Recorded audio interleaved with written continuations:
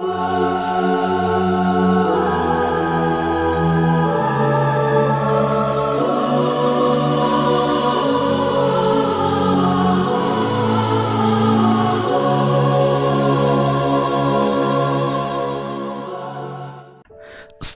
ನಮಸ್ಕಾರ.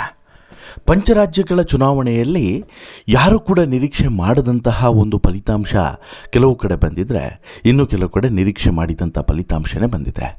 ಹಾಗೆ ನಿರೀಕ್ಷೆ ಮಾಡಿದಂಥ ಫಲಿತಾಂಶ ಬಂದಂಥ ಒಂದು ರಾಜ್ಯ ಅಂತ ಹೇಳಿದರೆ ಅದು ಪಶ್ಚಿಮ ಬಂಗಾಳ.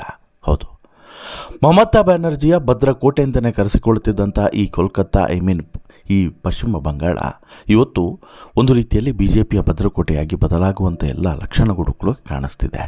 ಸುದೀರ್ಘ 10 ವರ್ಷಗಳ ಕಾಲ ಆಡಳಿತವನ್ನು ನಡೆಸಿದಂಥ ಮಮತಾ ಬ್ಯಾನರ್ಜಿ ತಮ್ಮದೇ ಆದಂತಹ ಕೋಟೆಯನ್ನು ರಚಿಸಿಕೊಂಡಿದ್ದರು. ಈ ಕೋಟೆಯನ್ನು ಭೇದಿಸೋದಕ್ಕೆ ಯಾರಿಗೂ ಕೂಡ ಅಸಾಧ್ಯ ಅನ್ನುವಂಥ ಮಾತುಗಳನ್ನು ಹೇಳ್ತಾ ಇದ್ರು. ಆದರೆ ಎರಡು ವಿಚಾರಗಳು ಇವರ ಕೋಟೆಯನ್ನು ಭೇದಿಸುವಲ್ಲಿ ಯಶಸ್ವಿಯಾಯಿತು. ಒಂದು ಮಹಾಶಕ್ತಿ ಇವರ ವಿರುದ್ಧ ತೊಡೆ ತಟ್ಟಿತು. ಆ ಮಹಾಶಕ್ತಿಯ ಒಂದು ಹೋರಾಟದ ಫಲವಾಗಿ ಇವತ್ತು ಗೆಲುವು ಸಿಕ್ಕಿದರೆ, ಮತ್ತೊಂದು ಶಕ್ತಿ ಇದೇ ಮಮತಾ ಬ್ಯಾನರ್ಜಿ ಜೊತೆಗೆ ಇದ್ದುಕೊಂಡೇ ಇವರ ಎಲ್ಲ ಹೊರಗಿನ ರಾಜಕೀಯ ತಂತ್ರಗಾರಿಕೆಗಳನ್ನು ಅರಿತುಕೊಂಡು ಕೊನೆಗೆ ಹೊರಗಡೆ ಬಂದು ನಂತರ ಇದೇ ಮಮತಾ ಬ್ಯಾನರ್ಜಿಗೆ ಇವತ್ತು ಸೋಲಿಸುವಲ್ಲಿ ಪ್ರಮುಖ ಪಾತ್ರವನ್ನು ವಹಿಸಿತು. ಆ ಪ್ರಮುಖ ಪಾತ್ರವನ್ನು ವಹಿಸಿದಂಥ ಮತ್ತೊಂದು ವ್ಯಕ್ತಿ ಅಥವಾ ಶಕ್ತಿಯ ಬಗ್ಗೆ ನಾನು ಮುಂದಿನ ಸ್ಟೋರಿಯಲ್ಲಿ ಹೇಳ್ತೀನಿ. ಇವಾಗ ನಿಮಗೆ ಹೇಳುವಂಥದ್ದು ಈ ಹಿಂದೆ ನಡೆದಂಥ ಒಂದು ಘಟನೆ ಮಮತಾ ಬ್ಯಾನರ್ಜಿಯವರ ಸೋಲಿಗೆ ಹೇಗೆ ಕಾರಣ ಆಯಿತು ಅನ್ನುವಂಥದ್ದು. 2024ರಲ್ಲಿ ನಡೆದಂಥ ಘಟನೆ ಅದು, ಅದನ್ನೇ ಹೇಳ್ತೀನಿ. ಆ ಘಟನೆ ನಾವು ಬಹುಶಃ ಕಣ್ಣಲ್ಲಿ ಕಾಣೋದಕ್ಕೆ ಅಥವಾ ಕಿವಿಯಲ್ಲಿ ಕೇಳೋದಕ್ಕೆ ಸಾಧ್ಯವಿರದಂತಹ ಒಂದು ಭೀಕರವಾದಂಥ ಘಟನೆ. ಈ ಘಟನೆಯ ಪ್ರಮುಖವಾದಂತಹ ಸಾಕ್ಷಿ ಅಥವಾ ಈ ಘಟನೆಗೆ ಪ್ರಮುಖವಾದಂತಹ ಸಂತ್ರಸ್ತೆ ಯಾರು ಅಂತೇಳಿ ಕೇಳಿದ್ರೆ ಅದು ಇವರೇ, ರತ್ನ ದೇಬನಾಥ್. ಇವತ್ತು ಪಶ್ಚಿಮ ಬಂಗಾಳದ ಶಾಸಕಿಯಾಗಿರುವಂಥ ಇದೇ ರತ್ನ ದೇಬನಾಥ್ ಅವರು 2024ರಿಂದ ಇಲ್ಲಿವರೆಗೂ ಕೂಡ ಬರೀ ಕಣ್ಣೀರಲ್ಲೇ ಕೈ ತೊಳೆದಂತಹ ಮಹಿಳೆ. ಕಾರಣವೂ ಕೂಡ ಇದೆ. ಪಶ್ಚಿಮ ಬಂಗಾಳದ ಆರ್ಜಿಕರ್ ಮೆಡಿಕಲ್ ಕಾಲೇಜಿನಲ್ಲಿ ದೌರ್ಜನ್ಯಕ್ಕೆ ಒಳಗಾಗಿ ಹತ್ಯೆ ಆದಂತಹ ಒಬ್ಬ ಲೇಡಿ ಡಾಕ್ಟರ್ ಬಗ್ಗೆ ಬಹುಶಃ ನಿಮಗೆ ಕೇಳಿರ್ತೀರ, ನೋಡಿರ್ತೀರ. ಸತತ 36 ಗಂಟೆಗಳ ಕಾಲ ಡ್ಯೂಟಿಯನ್ನು ಮಾಡಿ ಬಸವಳಿದು ಕೊನೆಗೆ ಈ 31 ವರ್ಷದ ಜೂನಿಯರ್ ಡಾಕ್ಟರ್ ಒಬ್ಬರು ವಿಶ್ರಾಂತಿ ಪಡಿತಾ ಮಲಗಿರ್ತಾರೆ. ಕಾಲೇಜಿನ ಸೆಮಿನಾರ್ ಹಾಲ್ನಲ್ಲಿ ಮಲಗಿರ್ತಾರೆ. ಆ ಸಂದರ್ಭದಲ್ಲಿ ಆಕೆಯ ಮೇಲೆ ಸಂಜಯ್ ರಾಯ್ ಎಂಬಾತ ದೌರ್ಜನ್ಯವನ್ನು ನಡೆಸ್ತಾನೆ. ಕೇವಲ ದೌರ್ಜನ್ಯವನ್ನು ನಡೆಸೋದು ಮಾತ್ರವಲ್ಲ, ಆಕೆಯ ಉಸಿರನ್ನು ಕೂಡ ನಿಲ್ಲಿಸಿಬಿಡ್ತಾನೆ. ಆ ಸಂತ್ರಸ್ತೆಯ ತಾಯಿಯೇ ಈ ರತ್ನ ದೇಬನಾಥ್, ಈ ಶಾಸಕಿ ರತ್ನ ದೇಬನಾಥ್. ತನ್ನ ಮಗಳ ವಿಚಾರದಲ್ಲಿ ಮುಖ್ಯಮಂತ್ರಿ ಮಮತಾ ಬ್ಯಾನರ್ಜಿ ನ್ಯಾಯಯುತವಾಗಿ ನಡೆದುಕೊಂಡಿಲ್ಲ ಅನ್ನುವಂಥ ನೋವು ಅವರಲ್ಲಿತ್ತು. ಮಮತಾ ಸರ್ಕಾರದ ವಿರುದ್ಧ ಅವರ ಆಕ್ರೋಶದ ಕಟ್ಟೆ ಸ್ಫೋಟವಾಗಿತ್ತು. ದೊಡ್ಡ ಮಟ್ಟದಲ್ಲಿ ಹೋರಾಟ ನಡೀತು.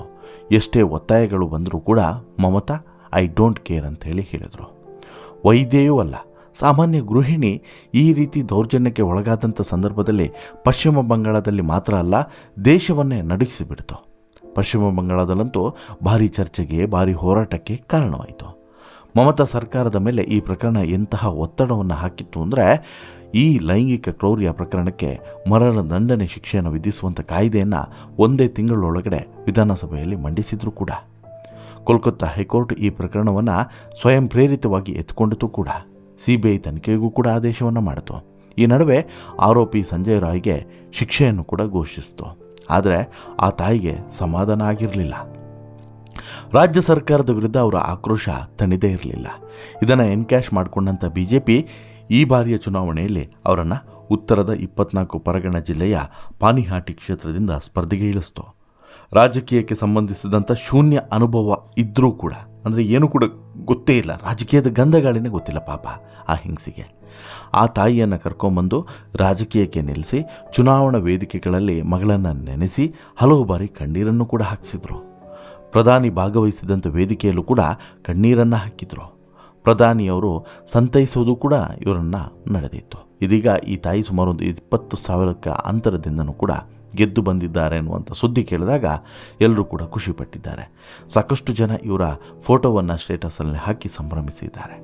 ಕೇವಲ ಅವರು ಮಾತ್ರ ಗೆದ್ದಿರೋದಲ್ಲ, ಉತ್ತರ 24 ಪರಗಣ ಜಿಲ್ಲೆಯ ಒಟ್ಟು 33 ಸ್ಥಾನಗಳ ಪೈಕಿ ಹೆಚ್ಚಿನ ಸ್ಥಾನವನ್ನು BJP ಗೆಲ್ಲುವಲ್ಲಿ ಈ ತಾಯಿಯ ಪ್ರಭಾವ ಬಹಳಷ್ಟು ಕೆಲಸ ಮಾಡಿದೆ ಅನ್ನುವಂಥ ಮಾತನ್ನು ನಾವು ಒಪ್ಪಲೇಬೇಕು. ವೇದಿಕೆಯಲ್ಲಿ ಕುಳಿತು ಈ ತಾಯಿ ಕಣ್ಣೀರು ಹಾಕಿದಂಥ ವಿಡಿಯೋವನ್ನು ನೋಡ್ತಾ ಸಂಕಟಪಟ್ಟಂತಹ ಅದೆಷ್ಟೋ ಜನ ಇದ್ದಾರೆ. ಮಗಳನ್ನು ಕಳೆದುಕೊಂಡಂಥ ಕಣ್ಣೀರಲ್ಲಿ ಕೈ ತೊಳೆದಂತಹ ಈ ಒಂದು ವಿಶೇಷ ಶಕ್ತಿ ಇವತ್ತು ಶಾಸಕಿಯಾಗಿ ಬದಲಾಗಿದೆ. ನಿಜವಾಗಿ ಈ ವಿಚಾರದಲ್ಲಿ ಬಿ ಜೆ ಪಿಯನ್ನು ಮೆಚ್ಚಿಕೊಳ್ಳಲೇಬೇಕು. ಸಮಾಜಕ್ಕೆ ಅಪರಿಚಿತರಾಗಿರುವಂಥ ಮತ್ತು ರಾಜಕೀಯವೇ ಗೊತ್ತಿಲ್ಲದ ವ್ಯಕ್ತಿಗಳನ್ನು ಕರೆತಂದು ಚುನಾವಣೆಗೆ ನಿಲ್ಲಿಸಿ ಗೆಲ್ಲಿಸಿಕೊಂಡು ಹೋಗುವಂಥ ವಿಶೇಷ ಸಾಮರ್ಥ್ಯ ಬಿ ಜೆ ಪಿಗಿದೆ.